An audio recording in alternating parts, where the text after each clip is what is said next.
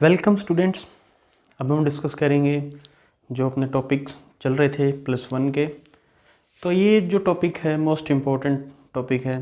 मतलब आप ये समझ सकते हैं कि ये जो पूरे मैथ्स की रीढ़ की हड्डी है। जो रिलेशन हमने पढ़ा था वो फंक्शन पढ़ने के लिए ही पढ़ा था हमने। लिमिट, कॉन्टिन्यूटी, डिफरेंशिएबिलिटी सब कुछ इस फंक्शन की डेफिनेशन के साथ जुड़े होंगे।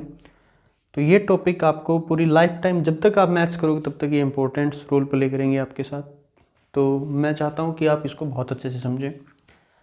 तो डेफिनेशन आपको पता ही होगा, जैसे मैंने रिलेशन की डेफिनेशन बताई थी बार बार, पावर सेट की डेफिनेशन बताई थी बार बार, वैसे ही फंक्शन की डेफिनेशन है।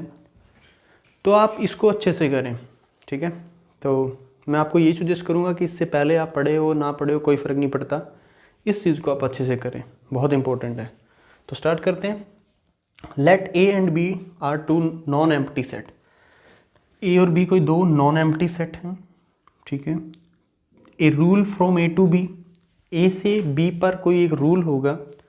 For each value of A की सारी वैल्यू, हर एक वैल्यू के लिए ये सिंबल है देयर एग्जिस्ट का। देयर एग्जिस्ट ये मैथमेटिकल सिंबल है, आप समझ जाइए। There exist unique value in B, ठीक है। ये सिंबल आपको यूज़ करेंगे बार बार, इसलिए मैंने नहीं लिखा। ये there exist unique value in B, that rule is called function. देखो बच्चों, ये कहता है कि एक सेट ए होगा, एक सेट बी होगा, ठीक है। फॉर ईच एलिमेंट ऑफ ए के हर एक एलिमेंट के लिए बी में हमें एक यूनिक इमेज मिलनी चाहिए। जैसे देखो, मैंने इसमें एग्जाम्पल में डिस्कस किया है कि जैसे इसमें 1 2 3 तीन एलिमेंट थी। तो 1 के लिए इमेज मिल रही है 5, ठीक है। 2 के लिए मिल रही है 11, 3 के लिए मिल रही है 4। तो it is an a function because इसमें कोई खाली नहीं है। खाली means for each value of A बोल रहे हैं ना, तो ए के हर एक एलिमेंट के लिए यूनिक वैल्यू इन बी, यानी बी पे यूनिक जानी चाहिए। ऐसे नहीं कि ये 1 जो है ये 5 पे भी जा रहा है, 9 पे भी जा रहा है, ऐसा नहीं होना चाहिए। तो ये 1 अकेला 5 पे जा रहा है, तो ये फंक्शन की डेफिनेशन फुलफिल कर रहा है। यहाँ पे कोई खाली बच जाए उसकी टेंशन नहीं है। डेफिनेशन यही बोलती है for each element of A there exist unique element in B, ठीक है बच्चों। तो ये अपना एक फंक्शन हो गया, ठीक है। इस एक ए सेट को बोलेंगे बच्चों डोमेन, इसको क्या बोलेंगे डोमेन। और इस पूरे बी सेट को बोलेंगे कोडोमेन। ये आपको बार बार करवाया जा रहा है। वैसे हमने प्रीवियस एक्सरसाइज में ये डिस्कस किया था डोमेन क्या होती है, कोडोमेन क्या होती है। अब इस पे आ जाते हैं। देखो बच्चों, इसमें 1 था, 1 4 पे भी जा रहा है, 1 5 पे भी जा रहा है। तो क्या कहा इसने, फॉर ईच वैल्यू तो ये कर रहा है, ये सब के लिए मिल रहा है, बट यूनिक नहीं मिल रहा। बी में यूनिक नहीं मिल रहा क्योंकि 1 फेल कर गया, तो ये अपना फंक्शन नहीं होगा। अब आपसे ये क्वेश्चन है कि बताओ ये फंक्शन होगा कि नहीं होगा। वैसे होगा, ये साफ साफ पता लग रहा है। 1 2 3 एलिमेंट्स हैं, सारे के सारे इस पे चल रहे हैं, बिल्कुल ठीक है। 1 x पे जा रहा है, 2 x पे जा रहा है, 3 y पे जा रहा है। तो ये आपका फंक्शन है। यूनिक का मतलब है कि 1 जो है वो 2 पे नहीं जाना चाहिए या 3 पे नहीं जाना चाहिए, वो 1 पे ही जाना चाहिए। 2 एलिमेंट 1 पे जा सकते हैं, ठीक है। जैसे अपने गोलियां होती है ना बुलेट्स गन से, तो एक गोली 2 बंदों की नहीं लग सकती, ठीक है। वैसे ही फंक्शन में एक एलिमेंट 2 पे नहीं जा सकता, बट एक बंदे के 2 गोलियां भी लग सकती है, सारी की सारी गोलियां एक पे लग सकती है। तो ये सारी डेफिनेशन किसकी, फंक्शन की फुलफिल करते हैं। तो जितनी गन इंपॉर्टेंट है उतना ही फंक्शन की डेफिनेशन इंपॉर्टेंट है। तो उससे रिलेट कर सकते हैं। इससे ऐसे कर सकते हैं कि जो सारे बुलेट्स यहाँ होते हैं ए में, सारे के सारे बुलेट्स चलने चाहिए, इसमें कोई खाली नहीं बचना चाहिए, ठीक है। और एक बुलेट्स 2 बंदों के या 3 बंदों के नहीं लगना चाहिए, वो यूनिक एलिमेंट्स बी पे जाना चाहिए, ठीक है। तो आपसे ये क्वेश्चन है कि आप बताएं कमेंट करके कि ये वाला जो है वो फंक्शन है कि नहीं है। 1 2 3 1 2 9 ये इस पे चला गया, ये इस पे चला गया। तो कमेंट करके बताएं ये फंक्शन है कि नहीं, ओके। तो आई होप आप समझ पाए होंगे फंक्शन की डेफिनेशन। तो ये बहुत इजी है, आप कर सकते हैं। अब स्टार्ट करते हैं एक्सरसाइज 2.3+1 की।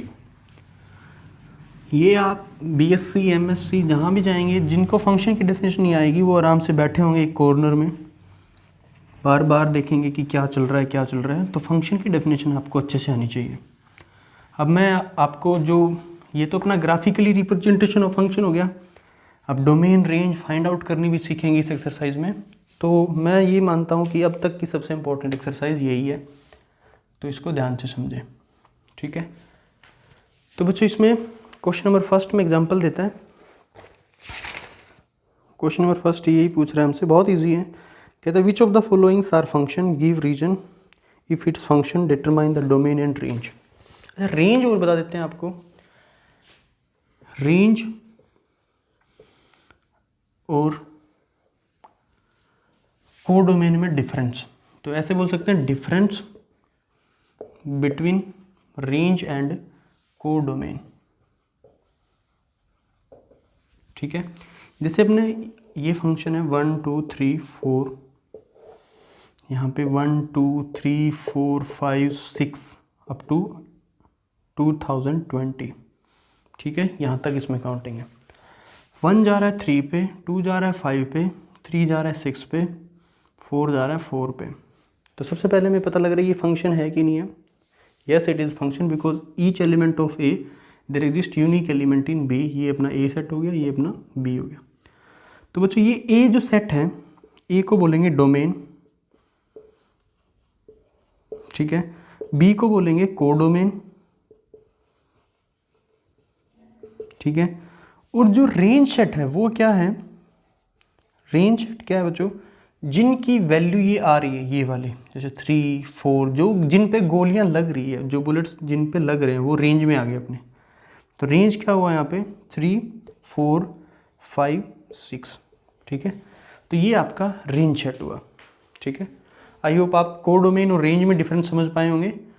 कोडोमेन पूरा सेट था 1 से लेके 220 तक, 2020 तक पूरा कोडोमेन, यानी कोडोमेन यहाँ 1 से लेके पूरा 2020 तक था पूरा सेट, ठीक है। बट रेंज क्या थी, रेंज में 4 एलिमेंट्स हैं, ओके।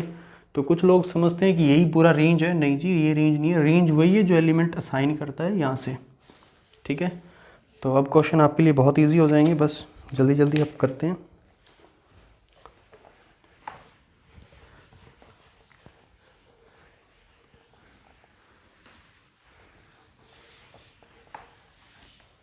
क्वेश्चन नंबर फर्स्ट कहता है फाइंड डोमेन रेंज। तो मैं इसको ऐसे बना रहा हूँ बच्चों, direct question number first NCERT +1 2.3 कहता है 2 इस पे है, बिल्कुल ऑर्डर्ड पेयर लिखे हुए इसने। 2 किस पे जा रहा है 1 पे, तो ऐसे लिख दिया मैंने। फिर आया नेक्स्ट 5, वो भी कहाँ जा रहा है 1 पे, ओके। 8 वो भी कहाँ जा रहा है 1 पे। फिर 11 इसमें, वो भी कहाँ जा रहा है 1 पे। फिर 14 यस ये भी 1 पे। 17 ये भी कहाँ जा रहा है इसमें 1 पे। तो आप बताएं डोमेन क्या है इसकी, रेंज क्या है। ये पहले तो बताओ ये इट इज़ फंक्शन और नोट। यस इट्स फंक्शन, ये फंक्शन है ना, क्योंकि ये सारी की सारी बुलेट्स चल रही हैं और एक पे लग रही हैं। एक पे लग सकती है, एक पे 6 की 6 लग सकती है, हजारों लग सकती है। Yes it is function, definition लिख देंगे क्योंकि for each element of A there exist unique element in B. ये आप पूरी डेफिनेशन लिख देंगे नोटबुक में। और डोमेन क्या होगी बच्चों, डोमेन होगी इसमें 2 5 8 11, ये पूरा सेट 8 11 14 17। रेंज क्या होगा, रेंज सेट पूरा का पूरा 1, यानी सिंगलटन 1। रेंज में क्या है 1 है। कोडोमेन इसमें रेंज और कोडोमेन इक्वल ही है, क्योंकि बी एक स्पेशल सेट इसने मेंशन नहीं किया, तो रेंज और कोडोमेन यहाँ इक्वल ही होंगे, ठीक है।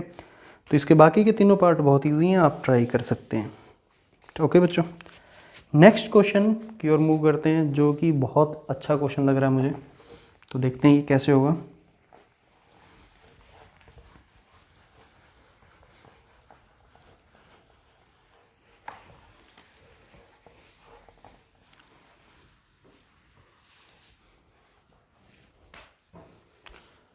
तो नेक्स्ट क्वेश्चन पे चलते हैं, क्वेश्चन नंबर 2, ठीक है बच्चों। क्वेश्चन नंबर 2 ये क्या कहता है, find domain and range of the following function. बहुत ही अच्छा फंक्शन दिया हुआ है, F of X is equal to mod X, और वहाँ पे नेगेटिव लगाया हुआ है। ठीक है, कहता है इसकी डोमेन और रेंज निकालिए। ये एक ऐसा क्वेश्चन है जो हर बार एग्ज़ाम में पूछा जाता है और बहुत अच्छा क्वेश्चन है। अब डोमेन और रेंज हमें फाइंड आउट करनी है बच्चों। तो पहले मैं आपको बता देता हूँ मॉड फंक्शन क्या होता है। मॉड फंक्शन, ये मोस्ट इम्पोर्टेंट क्लास रहेगी आप लोगों के लिए। मॉड फंक्शन क्या होगा, मॉड फंक्शन ऐसा फंक्शन होता है F of X is equal to mod X. ये कैसे काम करता है, इसमें जो भी आप वैल्यू रखेंगे, जैसे मैंने 2 पुट कर दिया तो यहाँ क्या आएगा 2 मॉड 2, आंसर क्या आया 2। यहाँ मैंने -2 पुट किया तो ये माइनस का मॉड 2 और ये आंसर प्लस में दे देता है। मॉड का यही मतलब है कि आप मॉड का मतलब कुछ और ना समझें, मॉड मतलब मॉड फंक्शन ही है।